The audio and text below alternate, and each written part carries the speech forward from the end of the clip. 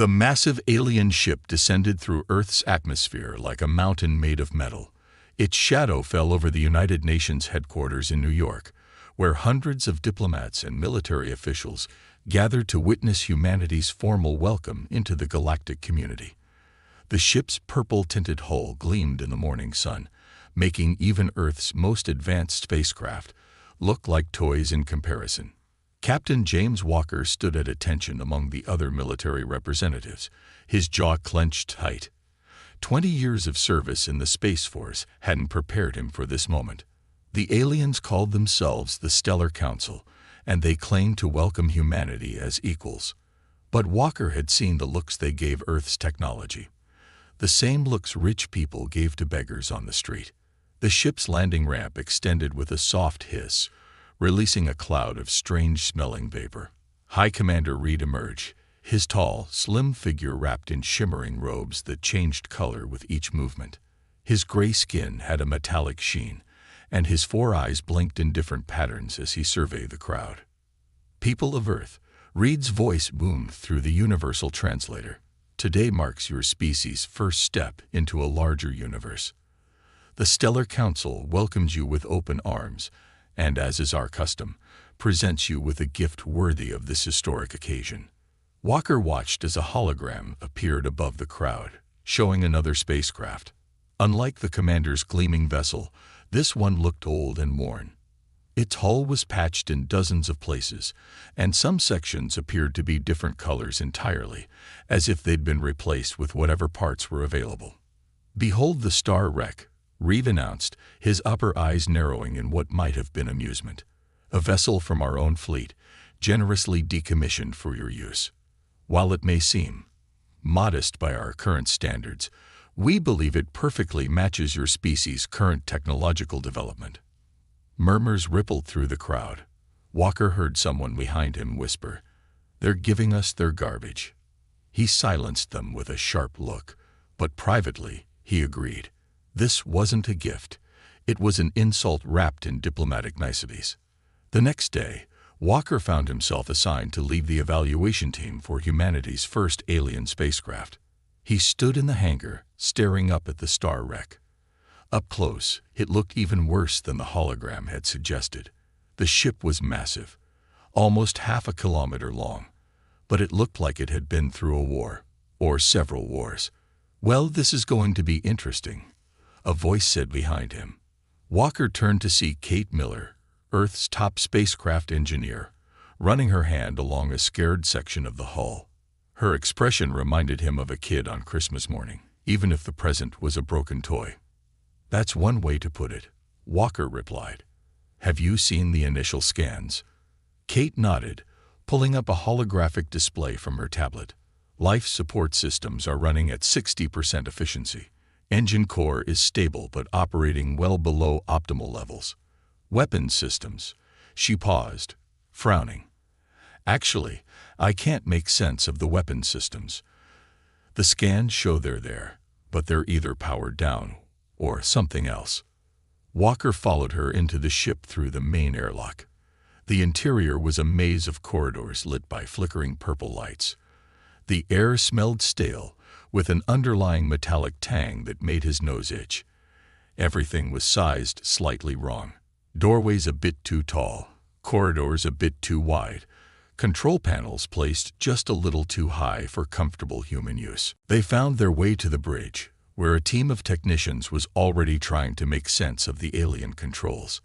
The command center was a mess of exposed wiring and partially dismantled panels. Several screens flickered with alien text that the universal translators were struggling to decode. "Look at this," Kate called from a console she'd opened up. "These circuits, they're not like anything in the technical manual the Council provided. They're older, yes, but there's something about their configuration." Walker leaned in for a closer look. He wasn't an engineer, but he'd learned enough about spacecraft systems during his career to know that something wasn't adding up. The technology looked primitive at first glance, but there was an elegance to its design that suggested hidden complexity. A loud bang echoed through the ship, followed by the wail of emergency sirens. Warning lights flashed as the artificial gravity fluctuated, making Walker's stomach lurch. He grabbed a handrail to steady himself. "Status report," he barked. "Life support just dropped to 40%. One of the technicians called out. "No, wait. It's back to 60%. Now 75%. The readings keep changing." Kate was already moving, her fingers flying over the control panels. "The ship's systems are responding to our presence. Every time we interface with one system, others adjust automatically. It's like it's learning, trying to calibrate itself to human parameters." Walker was about to respond when a new voice filled the bridge. "Hi, Commander Reed," his hologram appearing in the center of the room. "Is everything all right?" he asked, his tone dripping with false concern. "We detected some unusual energy signatures from the vessel. Perhaps the technology is too advanced for your current capabilities. We would be happy to send a technical team to assist." "Thank you, Commander," Walker replied, keeping his voice steady. "Just some minor calibration issues. My team has everything under control." Reed's upper eyes narrowed again. "Of course. Do let us know if you require any guidance. We wouldn't want any accidents with such an advanced piece of technology." The hologram disappeared, but Walker caught the slight smile on Reed's face. He turned to Kate, who was still studying the ship's systems with intense concentration. "What aren't they telling us?" he asked quietly. Kate looked up, her eyes bright with excitement and suspicion. "This ship, it's not what they claim it is. These systems aren't just old. They're prototypes. Look at how they're interconnected, how they adapt and evolve. This isn't primitive technology. It's experimental. The question is, did they give it to us because they thought it was worthless, or because they wanted to see what would happen?" Walker stared at the alien text scrolling across the nearest screen. The ship groaned around them as more systems came online, each one seemingly adjusting itself to human preferences. He had a feeling they were about to find out just how much the Stellar Council had underestimated humanity's ability to turn their technological trash into treasure. "Get me everything you can on this ship's capabilities," he ordered. "Real capabilities, not what's in their manual. Something tells me we're going to need to know exactly what we're dealing with." As if in response, the ship's lights steadied, and the air circulation system hummed to life with renewed efficiency. Walker couldn't shake the feeling that the star wreck wasn't just adapting to them, it was choosing to help them. And if he was right, the Stellar Council's gift might turn out to be far more valuable than they ever intended. 3 weeks after receiving the star wreck, Kate found herself sleeping in the engine room, surrounded by tools and empty coffee cups. The ship had become an obsession. Every system she studied revealed new surprises, like a puzzle box that kept opening into deeper layers. She was about to doze off when a strange pattern caught her eye on one of her diagnostic screens. The ship's power core was doing something impossible. It was rewriting its own operating protocols. She sat up straight, suddenly wide awake. "Captain Walker," she called through the intercom. "You need to see this." Walker arrived minutes later, looking as tired as she felt. The past weeks had aged them all. The Stellar Council's gift had consumed every waking moment of their lives. "What am I looking at?" he asked, staring at the screen full of shifting numbers and diagrams. Kate pointed to a series of energy readings. "Remember how we couldn't get the power core above 40% efficiency? Look what happened when we installed those Earth-made power regulators yesterday." The display showed energy flowing through the ship's systems in new patterns. The alien technology hadn't rejected the human modifications. It had absorbed them, learned from them, and improved itself. "The ship isn't just accepting our repairs," Kate explained, her voice rising with excitement. "It's using them as templates to evolve. Every piece of human tech we add makes it stronger. It's like it's been waiting for someone to think differently." Walker leaned closer to the screen. "Is that safe?" "More than safe. The efficiency ratings are now at 85% and climbing. The life support systems have stabilized completely. And look at this." She pulled up another display showing the ship's structural integrity field. "The hull reinforcement plates we added last week. The ship analyzed them and created an entirely new type of energy shield by combining our materials science with its own technology. A loud hum filled the engine room as another system came online. Lights flickered, and for a moment, both humans felt a strange tingling sensation, as if the ship was scanning them. "What was that?" Walker asked.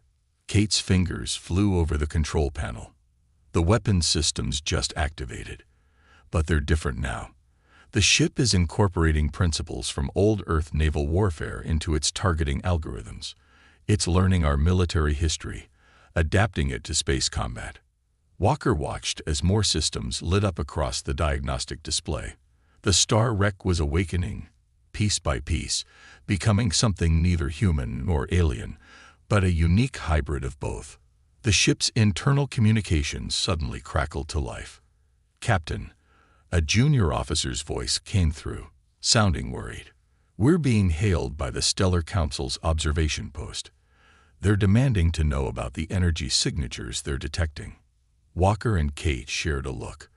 They'd known this moment would come, the moment when the Council realized something unexpected was happening with their primitive gift. "Tell them we're conducting routine maintenance," Walker ordered, "and get me a complete report on all our modifications. I want to know exactly what this ship can do now." Hours later, they gathered in the newly functioning conference room. The air was crisp and clean, the lighting perfect for human eyes. Even the chairs had reshaped themselves for human comfort, another unexpected adaptation by the ship. "The Council didn't give us junk," Kate announced to the assembled team. "They gave us something they didn't understand themselves. This ship isn't outdated technology. It's prototype technology. It's designed to evolve, to learn, to grow. They'd probably thought it was worthless because it never worked right for them." She brought up a holographic display showing the ship's systems. Their rigid, standardized approach to technology couldn't unlock its potential. But humans, we're masters at working with limited resources, at finding unconventional solutions. Every primitive fix we've applied has taught the ship new ways to solve problems. "And now they're getting nervous," Walker added. "Those energy signatures they detected, that's just the beginning. The ship is integrating everything we add, becoming more powerful than they ever imagined possible." The meeting was interrupted by another hail from the Stellar Council. This time, High Commander Reed's hologram appeared in the center of the room, all four eyes focused intently on Walker. "Captain," Reed's voice was tight with barely controlled anger. "Our sensors indicate you've been making modifications to our generous gift. This is most concerning. That vessel contains sensitive technology that must be properly maintained according to Council protocols." Walker stood straight, meeting Reed's gaze. "The ship is functioning better than ever, Commander. Our engineers have made remarkable progress in integrating it with our systems." "Impossible," Reed snapped. "Your primitive technology couldn't possibly improve upon our designs. We demand an immediate inspection." "For safety reasons, of course." "Of course," Walker replied smoothly. "However, we're in the middle of several critical upgrades, perhaps in a few days." "This is not a request, Captain." Reed's upper eyes narrowed dangerously. "A technical team will arrive within 6 hours. I suggest you prepare accordingly." After the hologram vanished, Kate turned to Walker.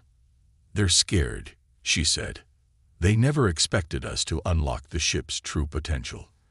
If they inspect it now, they'll either try to take it back or sabotage it," Walker finished. "Neither of those is going to happen." He activated the ship-wide comm system. "All hands, this is the captain. We have 6 hours to prepare for an inspection. Let's show our friends from the Council exactly what humanity can do with their cast-offs." The next 6 hours were a blur of activity. Under Kate's direction, they carefully masked the most dramatic improvements, making them look like clumsy human attempts at repair. They hid the true power readings behind false displays showing barely functional systems. When the Council's inspection team arrived, they found exactly what they expected to see: primitive humans struggling with advanced technology. They poked around the ship with obvious disdain, making notes about improper modifications and technological contamination. What they didn't notice was how the ship itself helped maintain the deception, adjusting its readings and responses to match their expectations. It was like the vessel understood the need for secrecy, working with its human crew to hide its true nature. After the inspection team left, Kate found Walker staring out a viewport at the Council ship departing Earth's orbit. "They bought it," she said, "but they'll be watching us more closely now. They know something's not right, even if they can't prove it." Walker nodded. "How long until the ship is fully integrated with all our modifications?" "A few more days, maybe a week." Kate smiled. "Want to know the best part? Every time they scan us, every bit of data they collect, the ship learns from it. Their own surveillance is making us stronger." The star wreck hummed around them, its systems pulsing with hidden power. In trying to keep humanity down, the Stellar Council had given them exactly what they needed to rise up. They just didn't know it yet. The newly renamed Phoenix moved through space with a grace that made other ships look clumsy in comparison. 1 month had passed since the Council's inspection, and the ship had evolved far beyond anyone's expectations. Its hull now shimmered with an iridescent coating that could absorb most scanning beams, and its engines barely registered on standard detection equipment. Walker stood on the bridge, watching as his crew ran combat drills. The Phoenix responded to their commands instantly, as if it could read their intentions before they even touched the controls. The ship had become an extension of its crew, growing and adapting with each passing day. "Captain," called out the sensor operator, "we're picking up multiple Council vessels approaching Earth's orbit." Walker frowned. The Council had been increasing their patrols lately, but this was different. "Show me." The main screen lit up with tactical data. 5 Council warships arranged in a standard patrol formation, but their energy signatures suggested they were running their weapons hot, ready for combat. "They're hailing us," the communications officer announced. High Commander Reed's hologram appeared, but this time his usual smugness was replaced with barely concealed anger. "Captain Walker, your vessel has been designated for immediate inspection and possible decommissioning. Power down your systems and prepare to be boarded." Walker kept his voice calm. "On what grounds, Commander?" "We have detected unauthorized modifications that pose a severe security risk. This is not a request. You have 10 minutes to comply." After Reed's hologram vanished, Kate burst onto the bridge. "They know," she said. "Or at least, they suspect. Our last test of the new shield system must have caught their attention." Walker nodded grimly. "How many of our improvements can they detect?" "Not many. The Phoenix has gotten very good at hiding its true capabilities." Kate moved to a control panel, bringing up detailed system readings. "But they're not really here for an inspection. Look at their weapon signatures. They're carrying enough firepower to cripple a small fleet." The bridge crew watched as the Council ships moved to surround them. They were trying to be subtle about it, but their intentions were clear. The Phoenix wasn't going anywhere without their permission. "All hands, battle stations," Walker ordered. He wouldn't fire first, but he'd be damned if he'd let them take this ship without a fight. The Phoenix's response was immediate.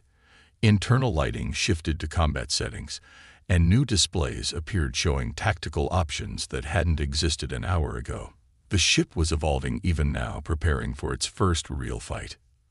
"Sir," Kate called out, excitement in her voice. "The weapon systems, they're online. All of them. Look at this."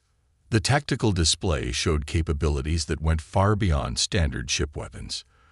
The Phoenix had taken their primitive projectile weapon designs and combined them with alien energy technology, creating hybrid systems that defied conventional defense strategies. "They're powering up weapons," the sensor operator reported. "Targeting solutions locked on our engine section." Walker opened a channel. "Commander Reed, your aggressive actions are a violation of your own Council's protocols. We haven't shown any hostile intent." Reed's response was immediate. "Your continued operation of that vessel is the hostile act, Captain. We know you've activated restricted military systems. The Council cannot allow a primitive species access to such technology." Primitive. Walker allowed himself a small smile. "Maybe you should have thought about that before giving us this ship." A warning alarm blared. One of the Council ships had launched a probe, a standard precursor to military action in Council doctrine. The Phoenix reacted before anyone could give an order, its new defensive systems automatically shifting to intercept the threat.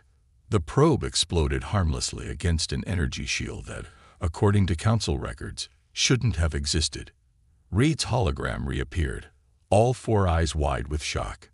"Impossible," he breathed. "Those systems were completely deactivated. We made sure of it."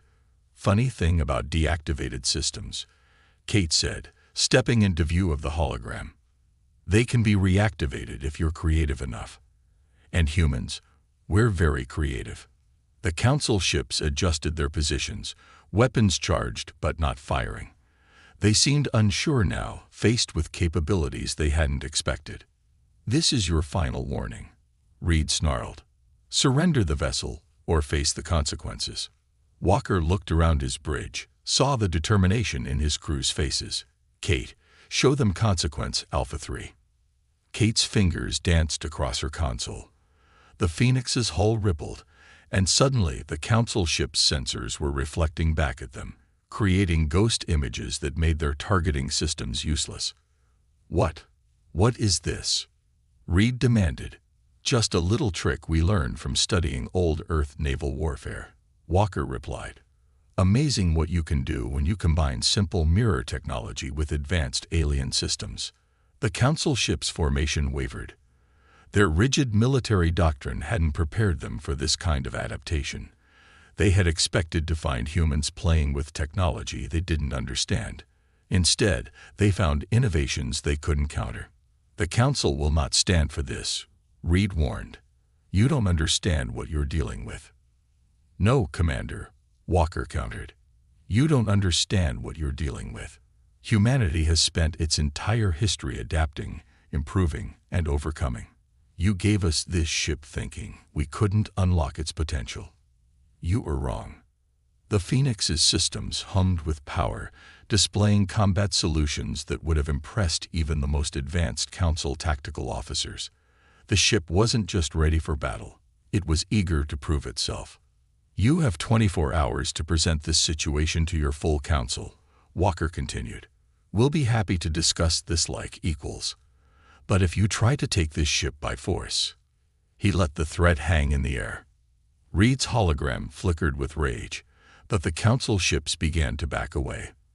They maintained weapons lock, but it was clear they weren't ready to start a fight they weren't sure they could win. After the Council ships withdrew to a safe distance, Kate turned to Walker. "They'll be back, and next time they'll bring more ships." Walker nodded.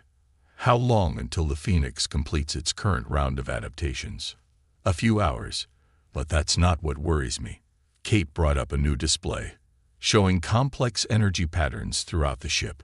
"These readings, I think the Council gave us this ship for a reason, and I don't think it was just to keep us down." "What do you mean?" "The way it learns, adapts, evolves. It's too perfect. Almost like they wanted to see what would happen," Walker finished. "But why?" The Phoenix's systems pulsed around them, as if responding to their conversation. Whatever the Council's true motives were, they would soon discover that their plan had backfired spectacularly. They had given humanity exactly what it needed to challenge their dominance. The next 24 hours would determine whether that challenge would end in peace or war. Either way, the galaxy was about to learn an important lesson about underestimating primitive species. The 24-hour deadline passed without any word from the Stellar Council. The Phoenix orbited Earth in high alert status, its crew tense and ready. Walker hadn't left the bridge, and Kate spent her time diving deeper into the ship's systems, looking for any advantage they could get. The attack, when it came, wasn't what anyone expected. Multiple ships dropping out of faster-than-light travel. The sensor operator shouted, "They're everywhere." Walker watched in shock as the tactical display lit up with dozens of contact signatures. Council ships appeared in a sphere around Earth, their weapons already charged. But the real surprise came from closer to home. "Captain." Kate's voice crackled through the intercom. "The ship's original communication systems just activated. They're broadcasting some kind of signal to all the Council vessels." Walker's blood ran cold. "Shut it down." "I'm trying, but wait." Kate's voice changed from panic to surprise. "The Phoenix is fighting back. It's not just blocking the signal, it's reading it. Captain, you need to see this." The main screen filled with decoded data. The original communication systems hadn't been deactivated.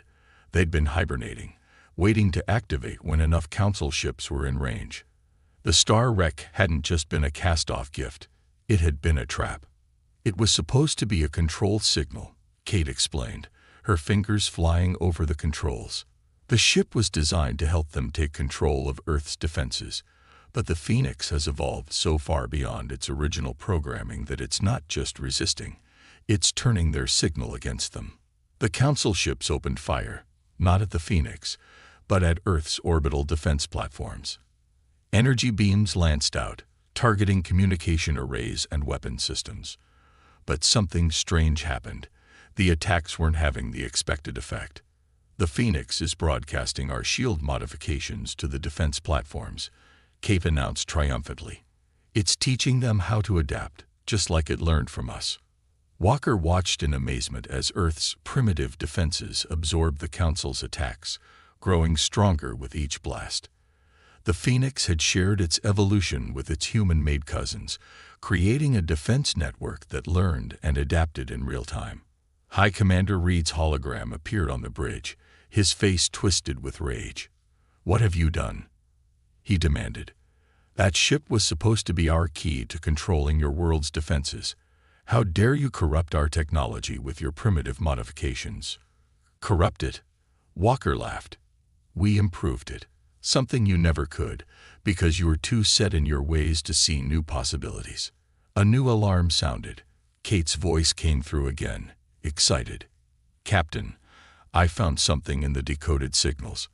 The Council's been doing this for centuries, giving gifts of modified ships to developing worlds, then using them to take control.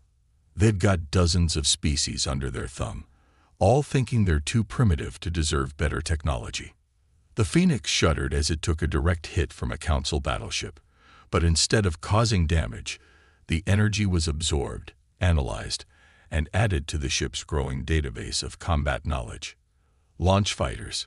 Reed commanded his fleet, overwhelmed their defenses with numbers. Swarms of small Council ships poured out of the larger vessels, but the Phoenix was ready. Its hybrid weapons opened up, combining human-inspired projectiles with alien energy fields. The result was devastating. Clouds of smart missiles that could learn from each attempted interception, adjusting their attack patterns in real time.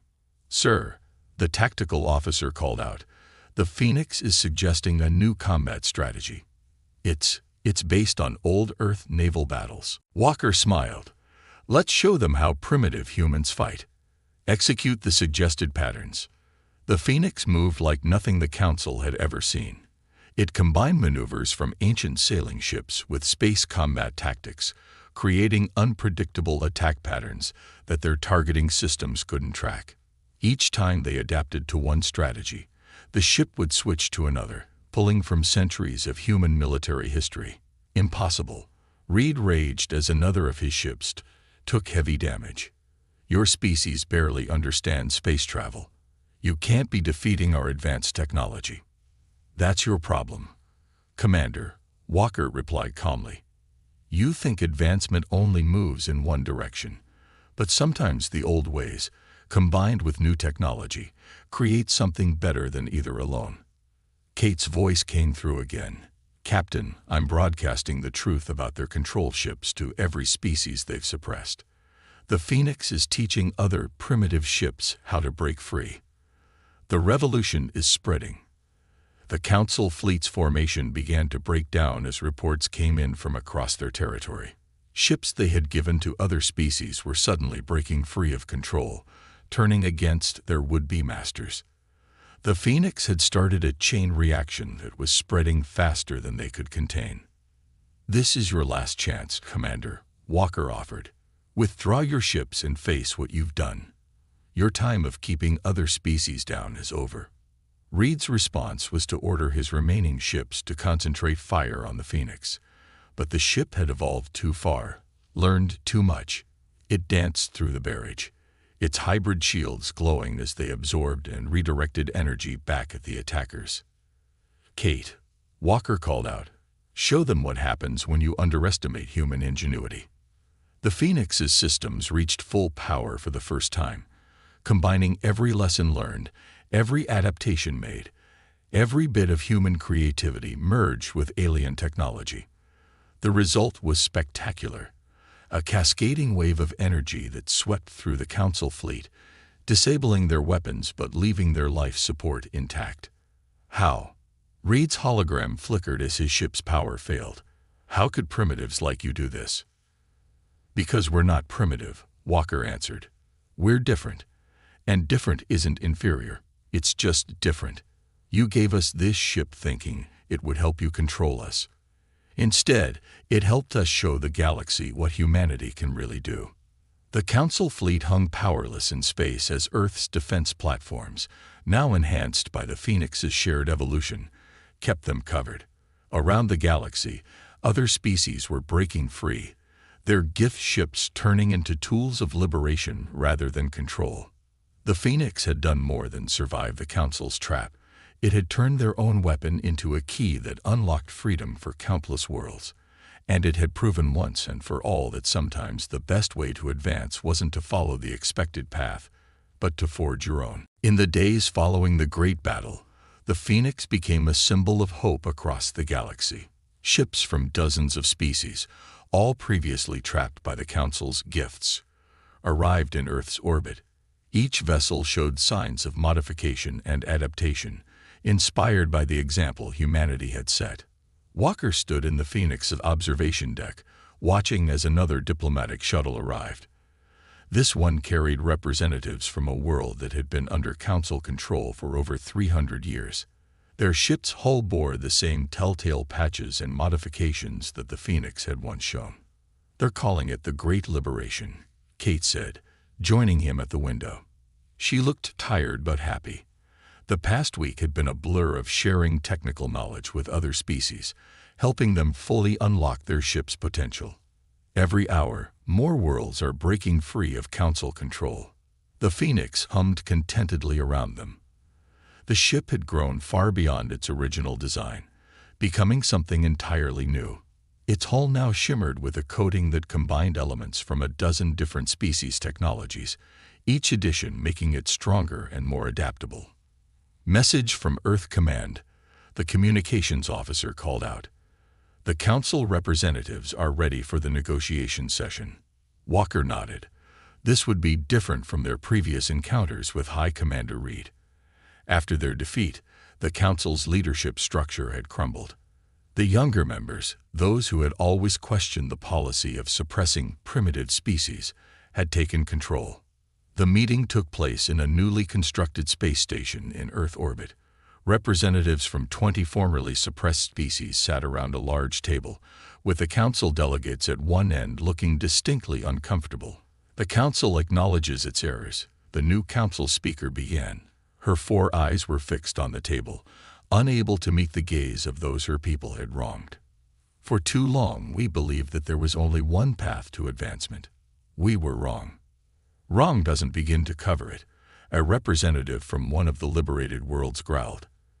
"You kept us down for generations." Walker raised his hand for calm. The Phoenix had made Earth the natural leader of this coalition, but leadership meant keeping peace as well as fighting for freedom. "The past can't be changed," he said, "but we can build a better future. Look at what we've already accomplished by sharing knowledge and working together." Kate activated a holographic display, showing the combined technological achievements of the past week. Ships from different species had begun sharing their innovations, each adding their own unique perspectives to the pool of knowledge. The result was an explosion of advancement that put the Council's rigid development path to shame. Our scientists estimate that combined technological progress across all liberated worlds has advanced more in the past week than in the previous 100 years, Kate explained. By working together, by combining different approaches and viewpoints, we're all growing stronger. The Phoenix's success had proven that progress didn't have to follow a single path. Each species brought their own strengths, their own ways of thinking, their own solutions to problems. When combined, these different approaches created something far more powerful than any one civilization could achieve alone. The Council requests readmission to the galactic community, the speaker said quietly. We offer our technology, our knowledge, everything we have, freely this time, without conditions or controls. Walker looked around the table, seeing the mix of anger and hope on the faces of the representatives. We don't want your technology, he said finally. We want your participation. Real participation, as equals. Every species here has something valuable to contribute, including yours, but only if you're willing to learn as well as teach. The speaker's eyes widened in surprise. She had expected demands for reparations, for technology, for wealth.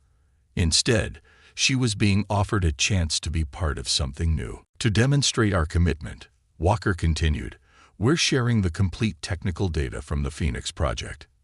Not just the modifications, but the entire process of discovery, every failure, every success, every unexpected development.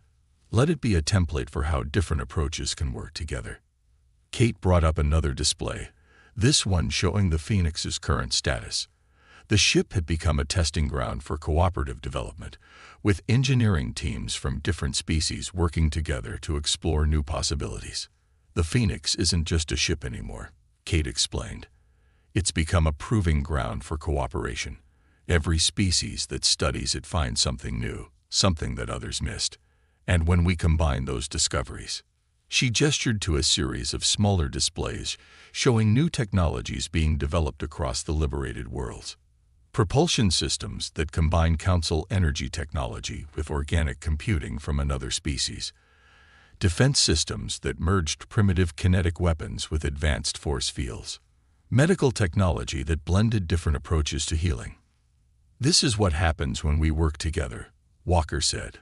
Not as advanced and primitive, not as teachers and students, but as equals, each bringing our own strengths, our own perspectives. The speaker stood, her robes shifting color with the movement. The Council accepts these terms. We have much to learn about. Cooperation. As the meeting concluded, Walker returned to the Phoenix. The ship's corridors now hosted crews from a dozen different species, all working together, all learning from each other. What had started as a trap, as an attempt to control humanity, had become a symbol of liberation and cooperation. Hard to believe it all started with them, giving us their worst ship, Kate mused as they reached the bridge. Walker smiled, running his hand along a control panel that had reshaped itself to be comfortable for any species to use. Maybe that's the greatest lesson here. It's not about having the best tools. It's about how you use what you have. And sometimes, the worst gift can become the best opportunity. The Phoenix's systems hummed in agreement, its hybrid technology a testament to what could be achieved when different paths came together. In trying to keep humanity down, the Council had instead lifted up an entire galaxy. And this was just the beginning. In the observation deck, representatives from different species gathered to watch their home stars. Each one had a different story of liberation, a different path to this moment.